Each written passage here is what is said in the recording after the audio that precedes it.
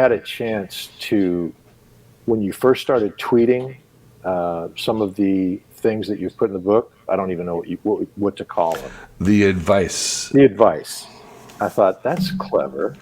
And that's going to turn, and I knew, I'm like, he's testing the waters. That's going to turn into a book. No, I had no idea of Really? doing. No. Okay. No, I was not testing anything. It was years later that I even had the idea. So, yeah. Aha. Okay. No, I'm not that smart. I'm not that, and I certainly don't. I'm not that much of a planner, I should say.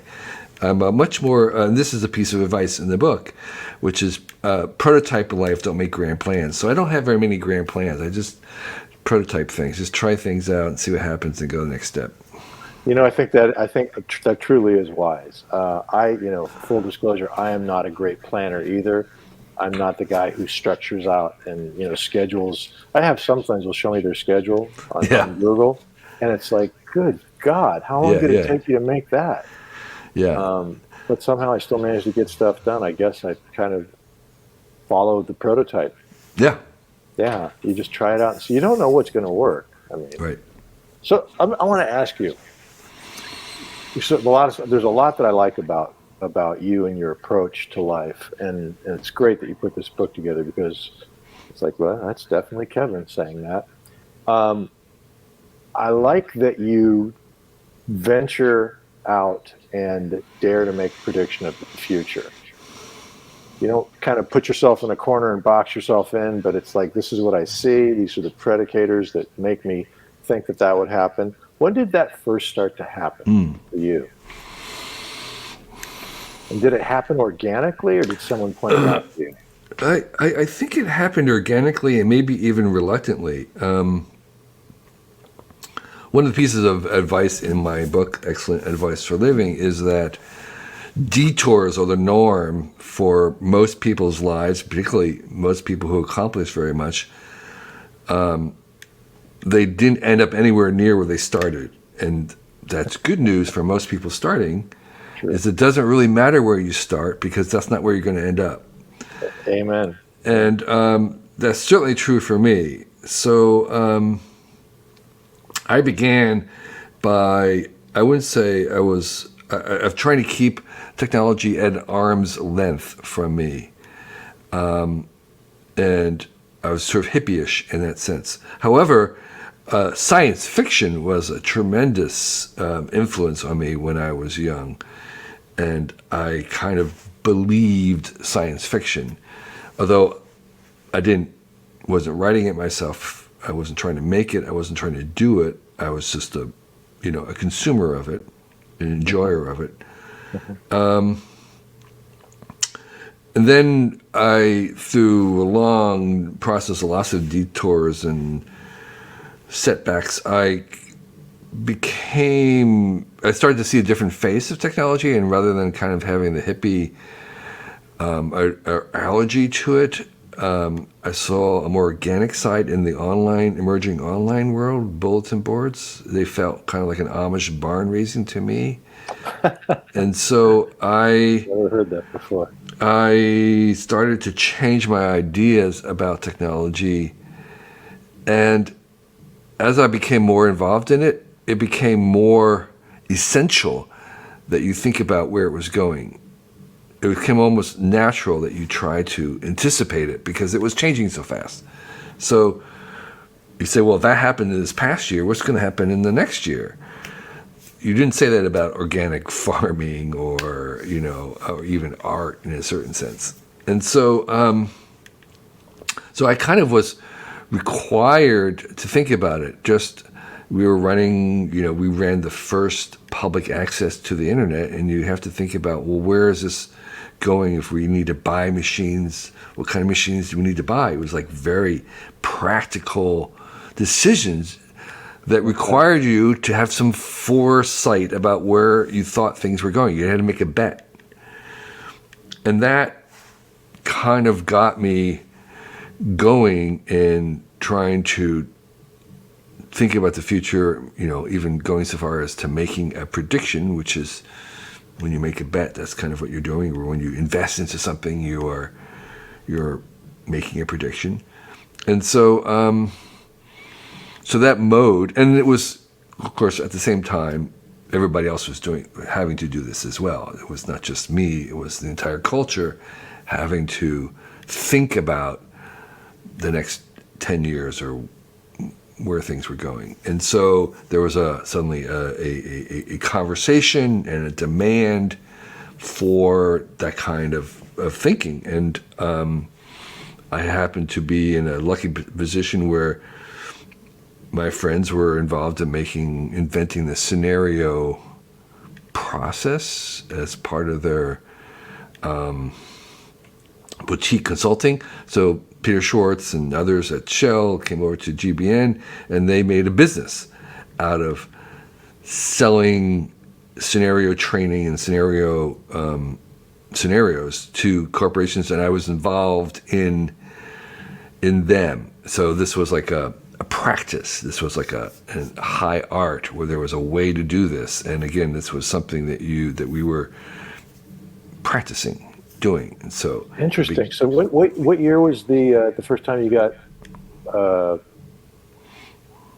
not the right word, but the first time you saw the message boards?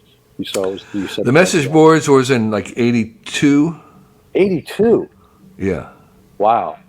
Man, I was way behind the curve. I didn't even know what the internet was until the 90s. Yeah. No, the mid-90s. Yeah. I've been living on it every day for a decade before the web came along. So Wow. Okay. and so that's actually an important point, is that when the web and the internet and Wired came along, I was saying things based not just on my imagination, but based on my experience. I could talk about what I thought this was going to, because for 10 years I had been experiencing it. And so this idea of kind of engaging with technology in order to understand it. And so now I'm using chat and bots and mid-journeys and stuff. I'm trying to use AI every day as much as possible. Me too. In order to understand it, because we thinking about it is not enough. We have to actually use it to understand it and to steer it actually as well. And so the internet. So I mean, the online was 10 years. So that's why when Wired came along, I was like, I don't want to talk about the internet. I've been talking about it for 10 years. I want to talk about other stuff. And then some of the criticism of Wired, people looking back, was saying they didn't talk about the internet in the beginning of Wired. Yeah, because I was totally bored by it. I wanted to talk about the web, which was emerging just a year after we launched. And so, so I think that's really important. Is as early as possible, we should be trying things, not just talking about them. Absolutely. Do me a favor. I'm going to ask you another question. Sure. Two things popped up. Hold up the cover of your book so everybody can see it, because I think it's really cool. So it's a little tiny. It's not very big. It's my smallest book I've ever made, and especially compared to your last one. Yeah, I have. My last one was Vanishing Asia. It was 30 pounds, thousands of images. Gorgeous. Even my previous books, like Out of Control or Sprawling, too big of a book. My Cool Tools book was way too big. My graphic novel was too big. So I'm trying to take my own advice and keep it simple. Look at that. He's because all the prototyping he's learned. Well, actually, somewhere I made a prototype of this book first. After I was posting them, I said, well, maybe this will work as a book. So I made a book and printed it on Amazon. It's actually smaller than this, and it was a prototype book to see whether it worked in a book. And I sent that book around to friends and had early readers. And I prototyped the Vanishing Asia book. I made one copy that I had hand bound in Oakland. I remember you told me that. So prototyping is really something, again, I wished I'd known earlier in my life, that is the way to do things.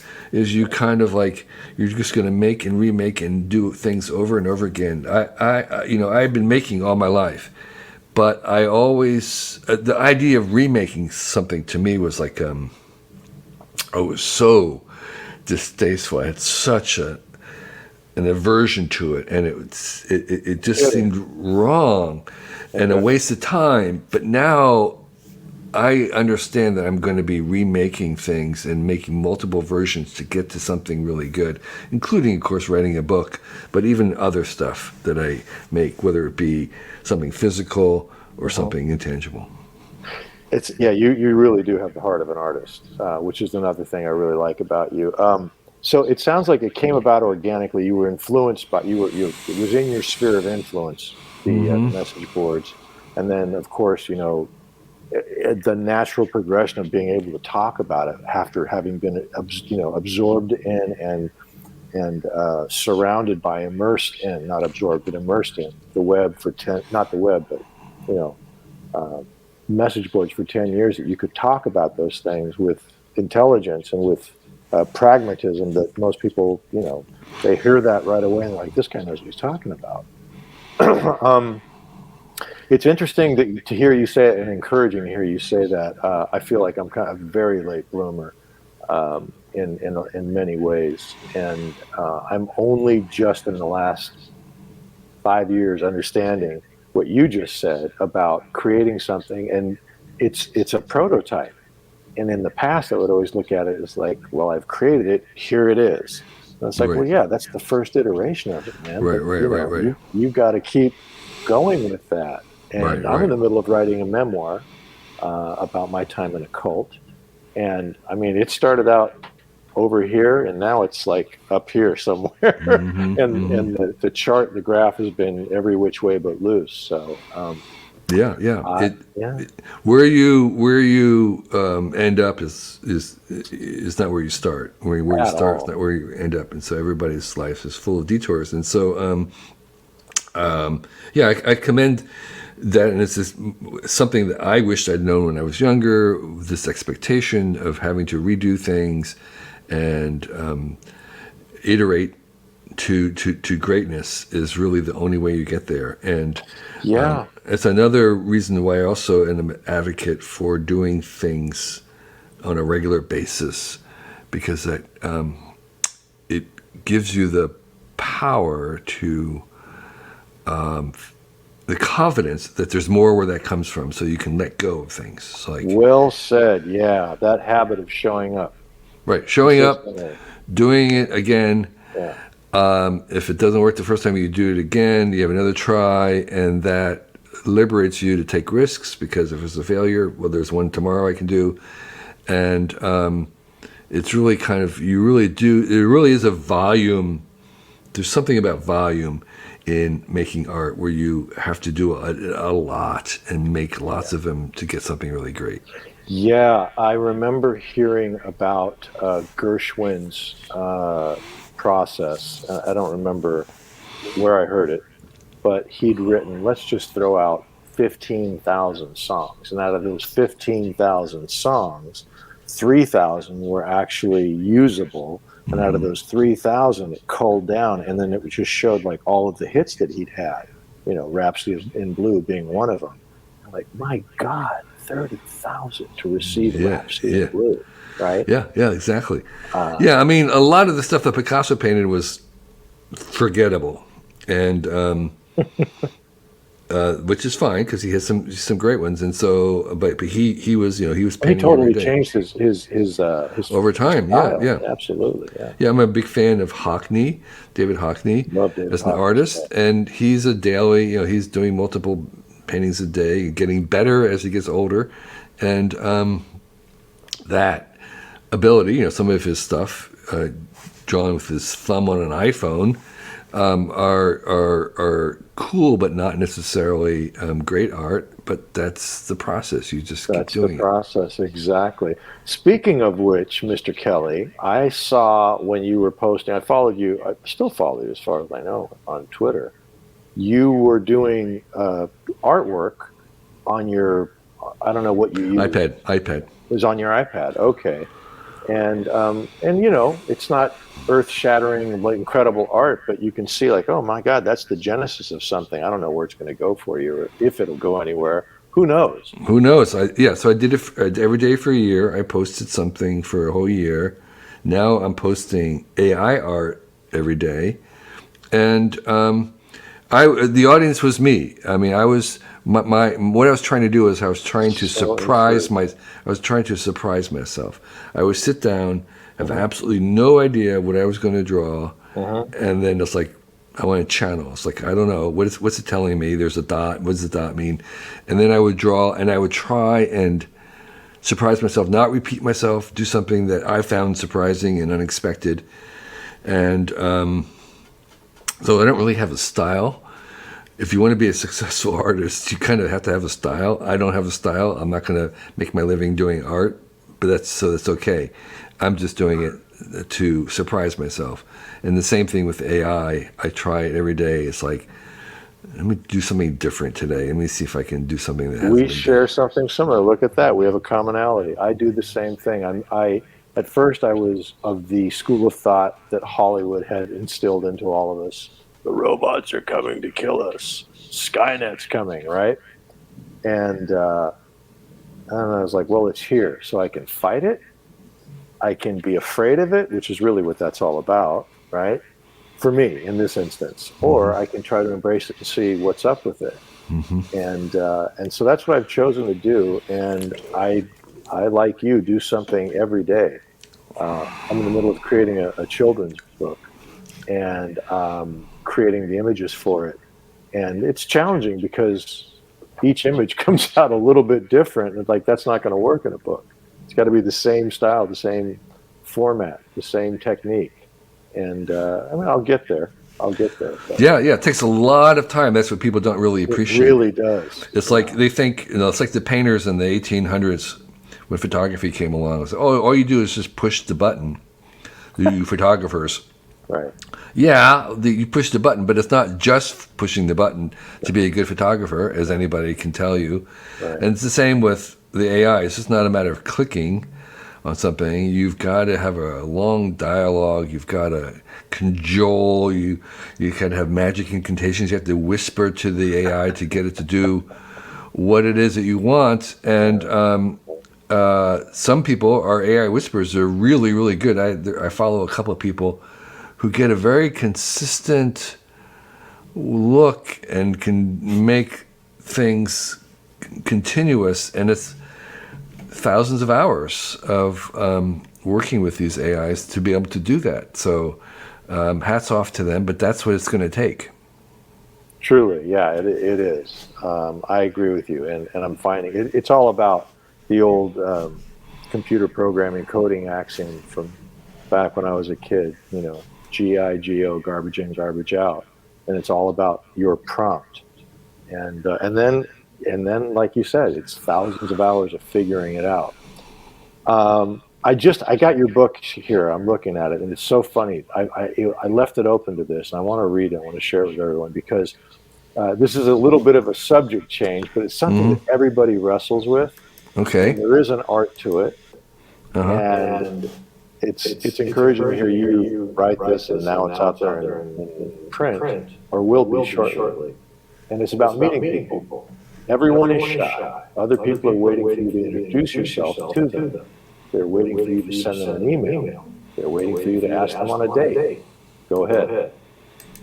Well said. And then the next one right underneath that, the more you are interested in others, the more interesting they'll find you. To be interesting, be interested. I have said those same things a million different times in a million different ways to people.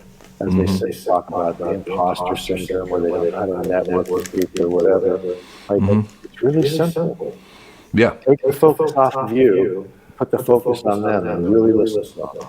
Yeah, exactly. And not only that, but you may not say anything, and they'll think that you're the best conversationalist. Thank you. Yes. You're sitting there listening to them, nodding, saying a few things, and they'll walk away thinking, that was a tremendous conversation. And all you did was listen. Listen, right, exactly. I remember the first time that happened to me. I'd learned this exercise in an acting class, and I thought, I've got to try it out. And I went and I took a job interview because it was the last I still had a day job. Let me go see this. And I thought, let's have fun talking about iteration, right? Prototyping. And I sat down in an interview and I said minimal stuff up front. And then I let the gentleman who's interviewing me talk. And I just sat there for 45 minutes, 55 minutes. Really? What do you mean by that? You don't say. And he introduced me to the president of the company, and from this, I don't know, they're going to offer me some $30,000 base salary with commission in a terrible area. Basically, get you to go away, or you survive and thrive. The guy offered me the job where I would make $300,000 a year. Whoa. And I didn't say anything. I just listened to him. And I walked out of there with my mind blown. Did you take the job? I did not take the job. My artistic side said, I don't care. You gotta stay in Hollywood. I see. Okay. Yeah.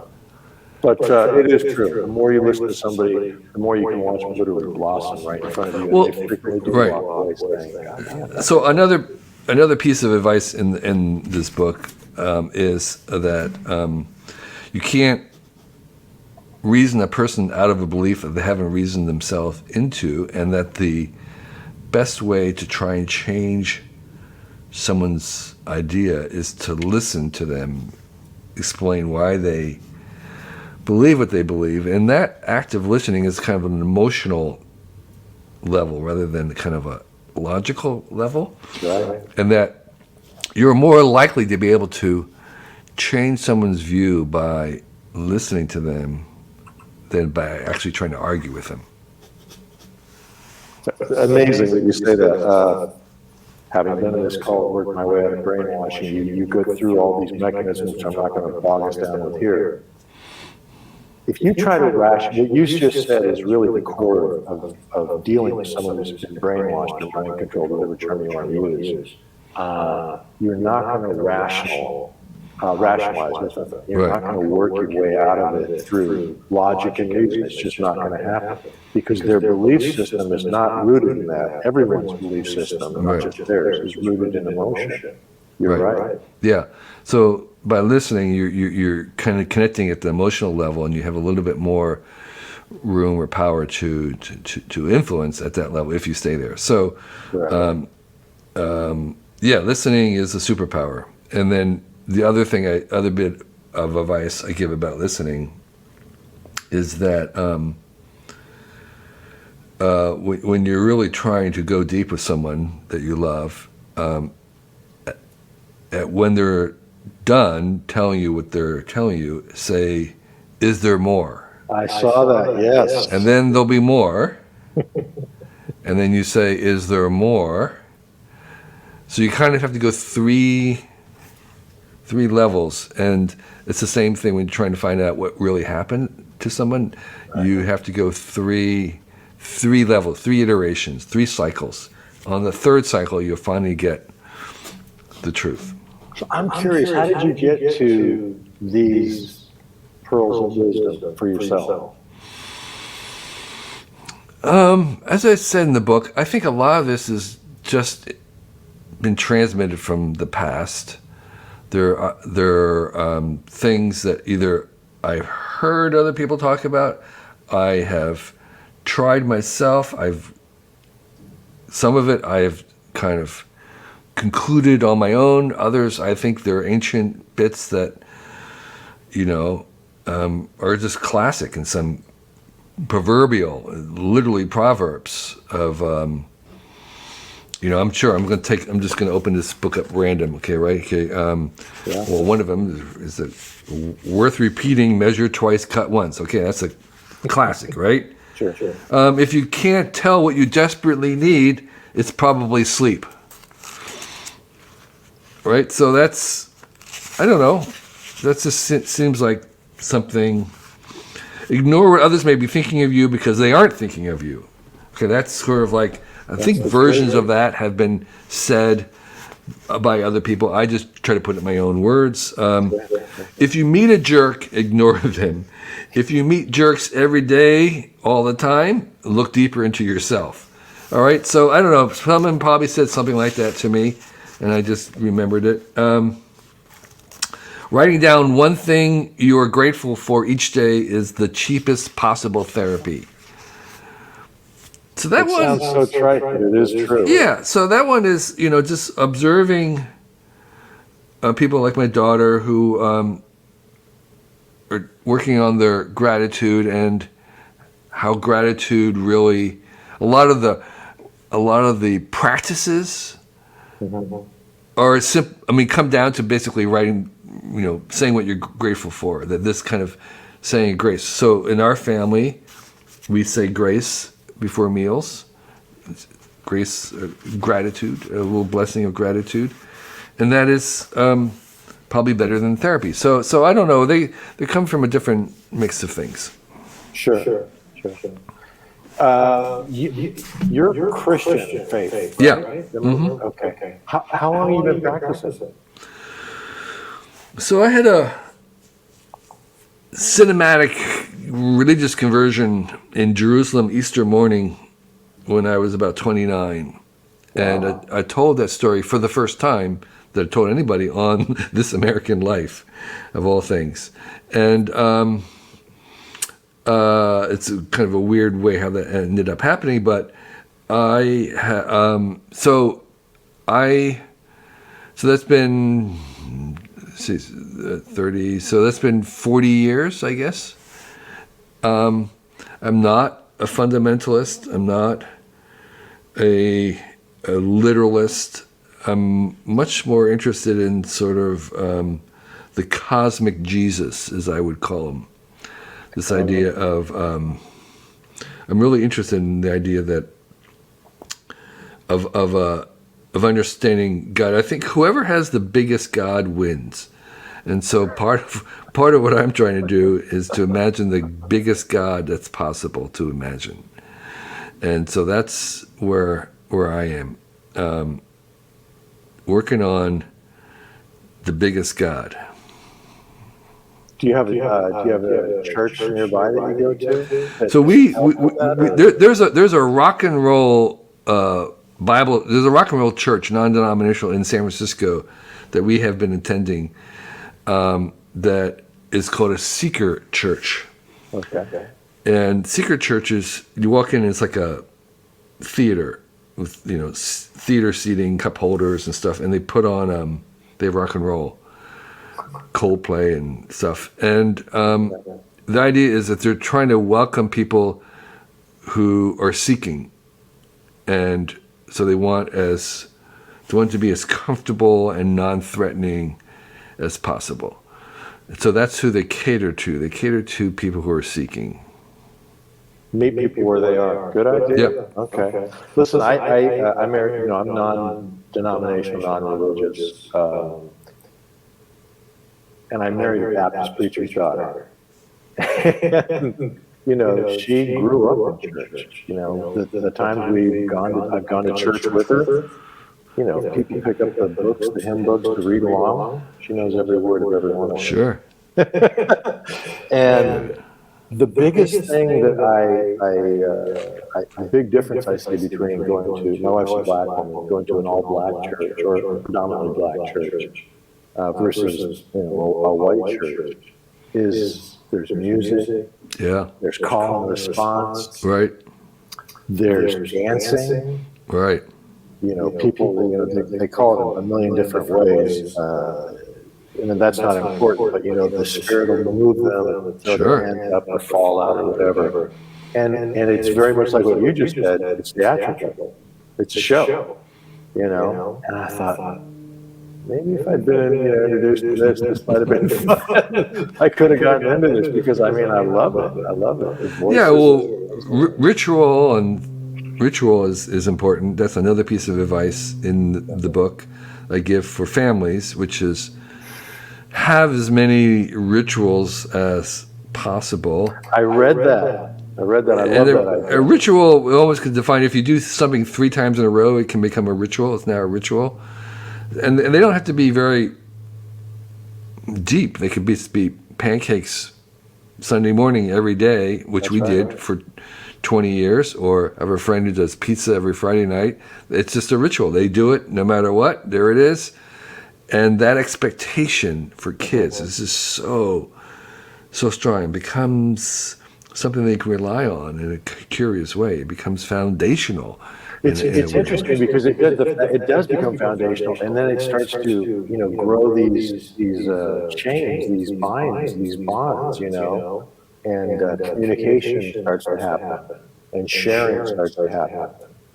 Yeah, I really like that. I read that. I thought that's brilliant. No matter what it is, don't complicate it. Make it really simple. Yeah. It could be something you do before you set off on a vacation. It could be where you go to vacation. It could be a seasonal. It could be an extra holiday once a year that you do X. The solstice. I mean, it's just there's no end to the possibilities. But the point is that you make it a family thing that your family does. Right. And you do it and the more you repeat it, the better it gets.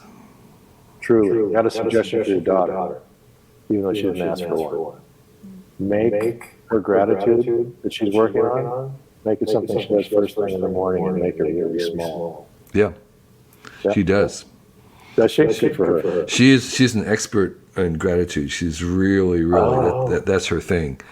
She teaches it, and so. Oh my God! I stand corrected. Yes, no, it's affirmation, gratitude. It's her thing. What's her name? Ting, Ting. Ting, Ting. Okay, where is she in Northern California? Right now, she decided to make her headquarters in an island in Greece called Tinos. And she works for a tech company in San Francisco, but lives on this island in Greece, where she says it's warm and sunny, unlike Pacifica, where we live, where it's cool and foggy most of the year, including right now. So, that's her choice. So, she's kind of a digital nomad a little bit, but though she does have a place of her own in Greece. Right on. I have a friend who moved to Greece, a Frenchman. Grew up near Marseille, and he moved to Greece, and I forget where he was. I don't know, he might still be there actually, but we would talk on Zoom or FaceTime, and I just couldn't believe how beautiful it was. He's sitting there in the Mediterranean, like, you got it all figured out, man. Yeah. Good for you, yeah, 100%.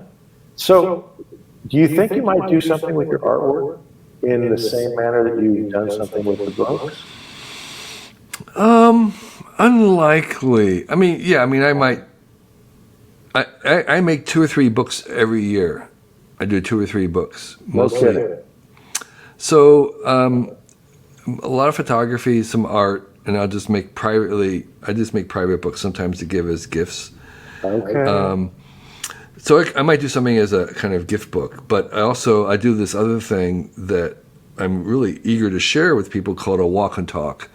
So my walking partner, Craig Mudd, and we invite 8 other people once a year to a walk that's what we call assisted backpacking, meaning that we hike from inn to inn with only a day pack, and our luggage is forwarded along the way, and we do about 10 to 12 miles a day on average, and at the end of the day we arrive at an inn where we have our meal and a bed, and then we have the 10 of us have a Jeffersonian conversation in the evening, which means that there's a one topic and one conversation among the group.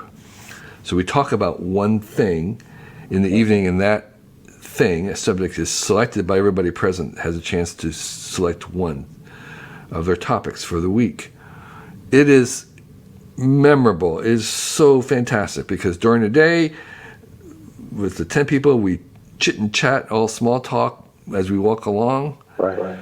And then in the evening, we are ready for a deep conversation for 3 or 4 hours. And everybody gets a chance to nominate their subject, and so you have 10 remarkable people talking about something you want to talk about. And I talk about this because anybody can do these things. There's lots of places in the world that are set up for this, particularly in Northern Europe. You can have companies that will manage the booking and the luggage for you, and you're self-guided as you go along. We do them in Japan, in China.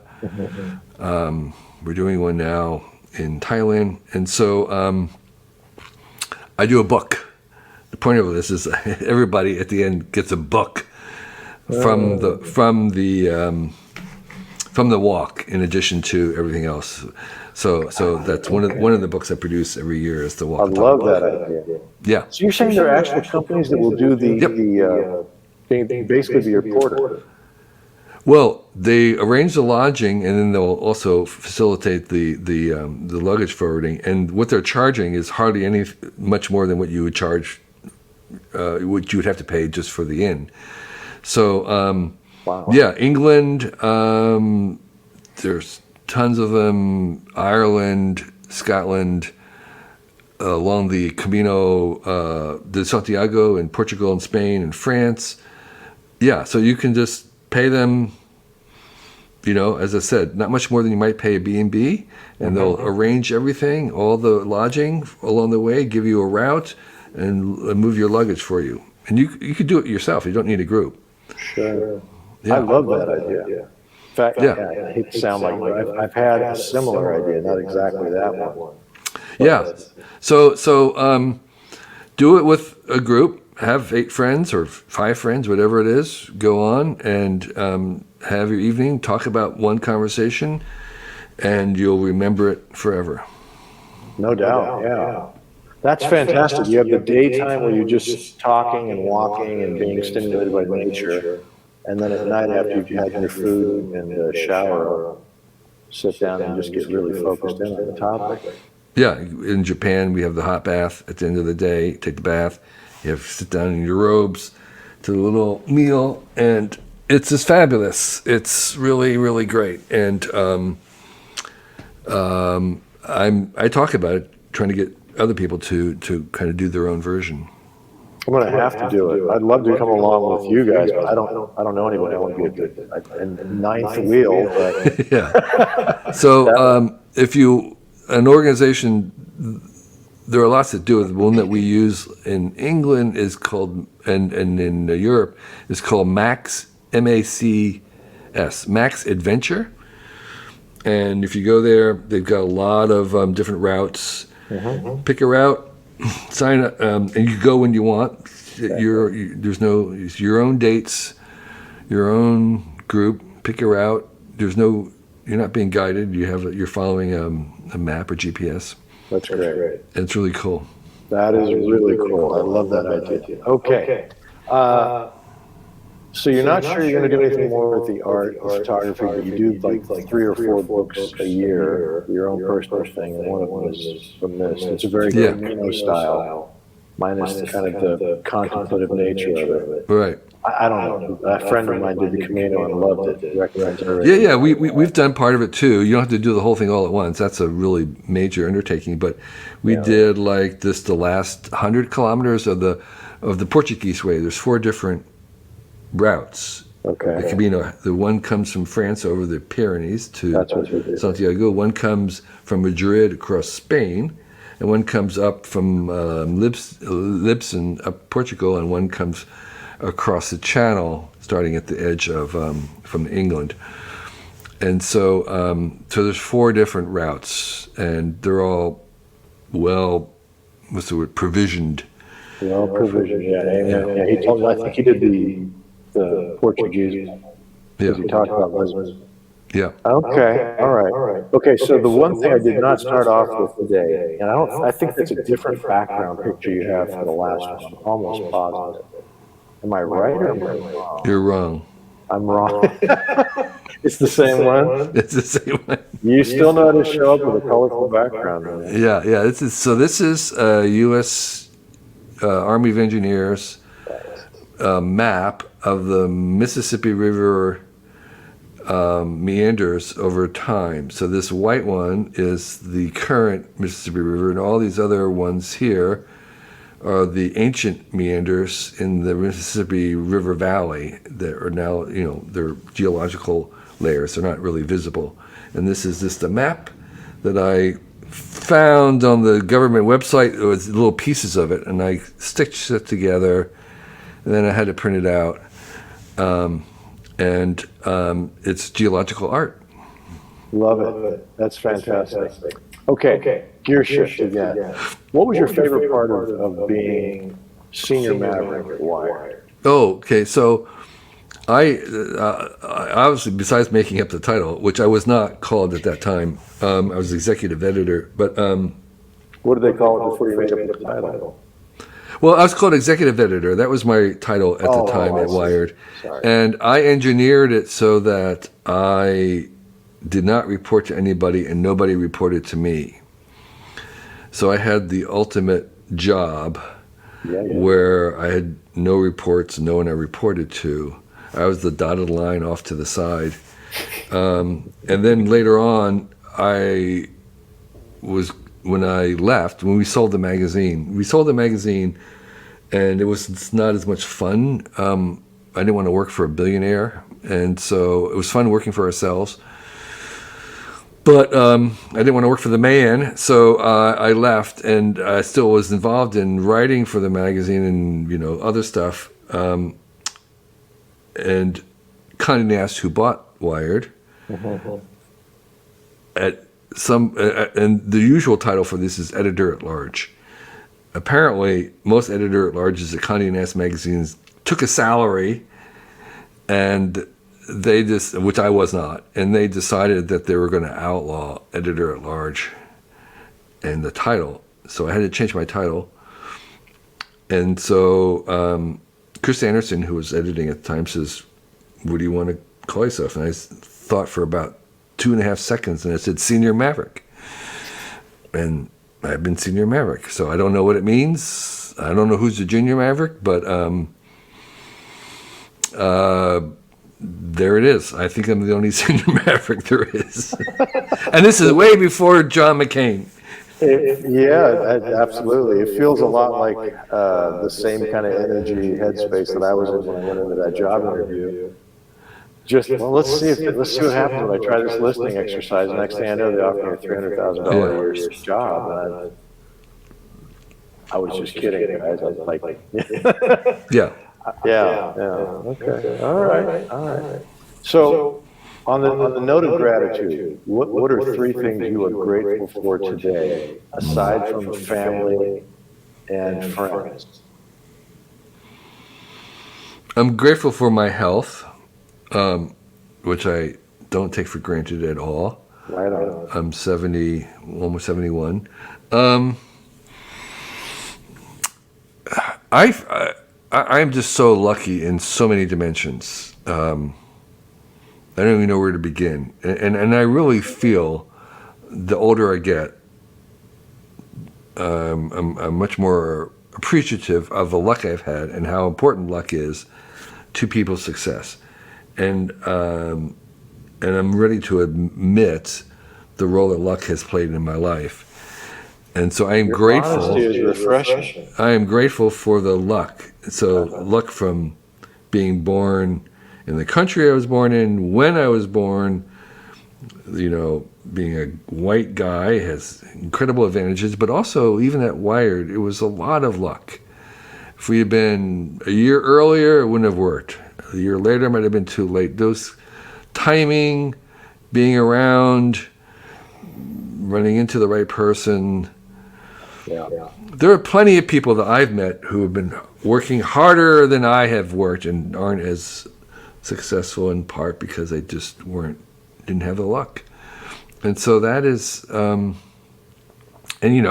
looking at the other people in the world who, say, some of the richest people in the world, the amount of luck involved in that is just huge. There's $1 billion worth of luck. They were just at the right time, and if it wasn't them, it would have been someone else, but they were lucky to be them.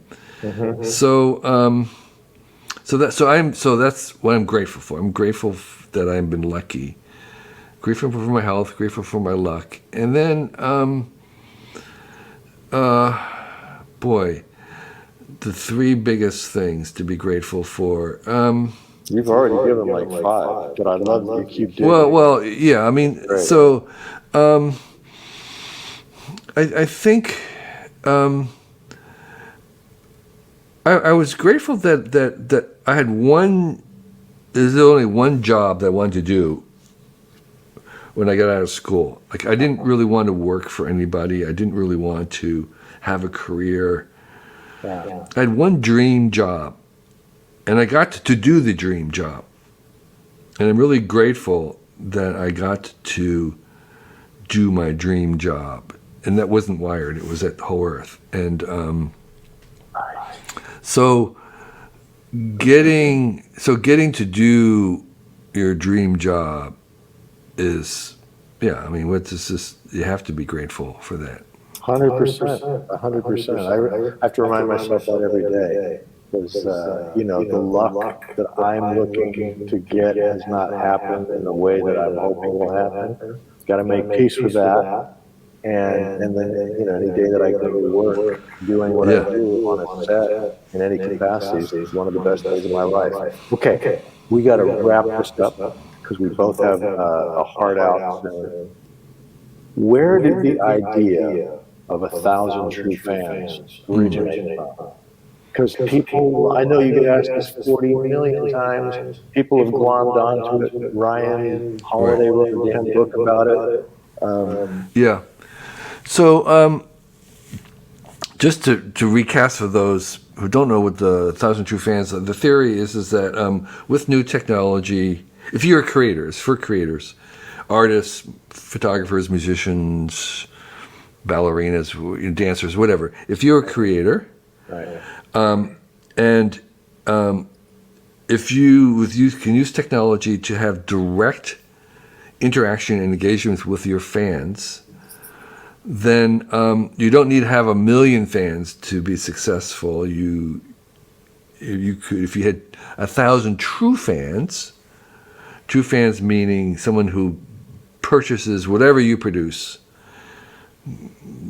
will drive 200 miles to see you play in a concert, will get the CD plus the streaming, whatever it is. And if you get like $100 from them, the math is that if you get $100 a year from them, you only need 1,000 to kind of have a livelihood of $100,000 a year, say. Right. That's just a rough theory. And so that came about slowly. I was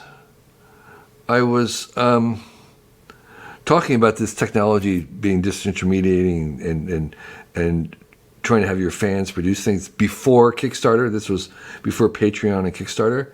Yep. And I was trying to imagine that, and so I just was doing this math. I was saying, well, like, how many people do you need? And I started to have conversations with people. I remember in the music business, I was saying, how much, how many people, here's where this came from. It came from asking the question of, like, what was the minimum amount of people that you would need to have a bestseller? How many books do you need to sell to have a bestseller? What's the minimum that you need to have a hit record to survive? So I was trying to get some sense of these numbers, and then I was kind of coming to the realization that in theory, if you didn't have to have a label or a publisher or a studio involved, and you got the money yourself, well, there changes things. It really, to this idea of like just getting the financing directly from your fans, you need a whole lot less. And so I was talking about it for a long time before actually ever saying what I just said, of kind of coming to that realization and saying, well, I should just write this up. And when I wrote it up, I didn't know anybody who was doing it. This was like a theory. This was a theory. In theory, you could do this. And Jaron Lanier and some other people were kind of challenging me on saying, well, there's nobody who does this. Anybody who's done this has come from, they took an audience that they gained from working for a publisher or a label, and then they can do it. But you can't do this organically. And I said, well, maybe. So since then, I've updated the piece, and because there have been lots of people who have done this organically. And so in part because Kickstarter and Patreon and other mechanisms came along and enabled this theory to happen. Right. So this is a case where the theory kind of came first. Boy, did people bite onto that. They really took to that. Really took to that. It's amazing, but it is true. And it's interesting. You have a very unique sensibility. You've got the heart and soul of an artist, but then you're asking these questions that are more kind of business oriented, like what are the numbers? What does it take? Yeah. And that's not a mix you see very often. Yeah, and let me just, that's a good segue to my concluding caveat, which is that this is a viable option for people who are creators, but it requires a lot of time. You are going to spend a lot of time engaging with your fans, with your audience. And not everybody's good at that. And not everybody wants to do that. There are lots of painters who just want to paint. They don't want to have to go on social media and engage with fans. They just want to paint. They're happy to have an intermediate label or studio on their behalf dealing with your fans. Absolutely. And they're going to give it. So it is an option, but it's an option that requires, almost a full-time job or half-time job. I mean, it requires a lot of work to do that. True. But you can do it. And of course, you can have both. You can have 1,000 true fans, and you can have 1 million, casual fans. So, and I use both. This book, which is coming out in May, is being published by a New York publisher. I did not go the Kickstarter route. The previous book on Asia, I did a Kickstarter campaign, which worked very well. That's going to be available through Viking, correct? This is a Viking Penguin book. It will be on bookstores and Amazon and everything. It's a legitimate, it's an official, legitimate New York published book. Nice. Congrats. So that's the option, depending on what it is that you're trying to do. But it is a great place to start. That's the main benefit, is that it requires no permission. You don't have to ask anybody. You can do this yourself with existing tools. So it's a fabulous place to start. It may not be where you want to end up, but it's a really good place to begin. Well said. Kevin, man, thank you for your time, as always. It's great talking to you. I appreciate the great questions. Thank you for taking time and listening to my rant about advice that I wish I'd known earlier, and I really do wish I had known a lot of these things earlier. Again, I could read from this almost at random, but I held myself back. I had the thing open here. You graciously sent me a copy of it. Right. And I've read through. I'm like, I could sit down and read off. Right. So I put it into a book mostly so we could hand it to young people. It's a great gift, and I'm giving one to my own kids, but it's kind of made in a format that's very transferable and would make a really good thing to give to the young person or the young at heart. Truly, yeah. It's a simple, clean, easy look and read, and so that makes it easy to digest it, kind of meditate on it. So, well, thank you. Kevin. I had a great time again. Thanks for being here. Thanks for the book. Continued success. And we will be in touch. Alrighty. All right. Thank you, Dar. Thank you. Bye. Bye.